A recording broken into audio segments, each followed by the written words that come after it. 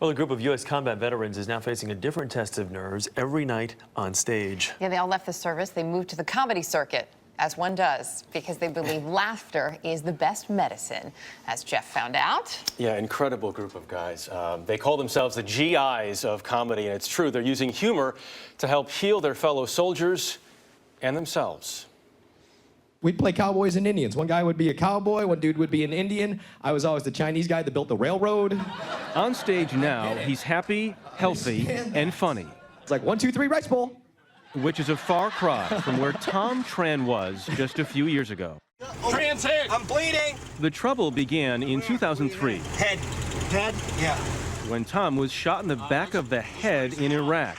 A glancing blow, he recovered quickly, physically, but not mentally. My roommate was killed 2 weeks before we came home by an IED. And everything kind of went downhill from there. Didn't smile, didn't laugh, didn't really like anything. And then one day, the doctors at the VA said, hey man, you're gonna have a heart attack before you're 30. So you gotta relax, you gotta do something. You just... Comedy was it. Comedy in the form of stand-up, getting on stage,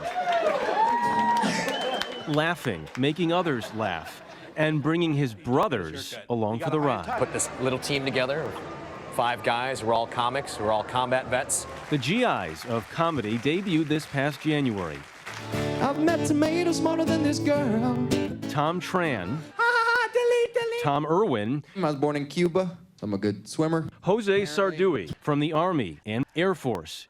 Had there been Cubans on the Titanic, everybody would have survived.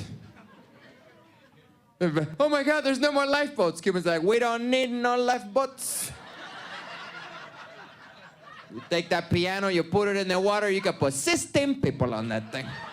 What's great about our group is that our comedy is so different. We're very diverse as people. Cohesively as a show, I think that makes us something unique. Unique as well because they've all been witnesses to war zones, and they all know how important it can be to get away.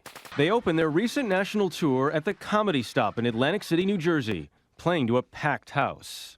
The reaction has been intense, both for audience members and the performers themselves. But comedy, when I get on stage, the only thing I've ever likened jumping out of an airplane to was getting on stage in front of 200 strangers with new jokes and going, am I gonna eat it or am I gonna make these people laugh? Less than a year in, the GIs of comedy say they have big plans ahead. Their ambition for the troupe. My goal is to perform for every soldier deployed anywhere around the world. Almost as strong as their love of country. Hey guys, thank you so much for coming out tonight. We're the GIs of comedy.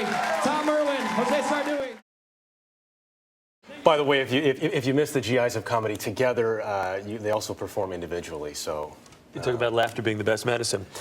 You guys are funny too. they definitely are. We funny. were pleasantly surprised by that. They each have the routines are very different. Well, and because they're each such different people, but it is great and great to be able to laugh at yourself. You say they've had a little backlash, though, from their fellow veterans I or from think a couple others? people have said to them, listen, you shouldn't joke about this. You shouldn't joke about war. And their response is, have you been there? Yeah. Because we have. Yeah.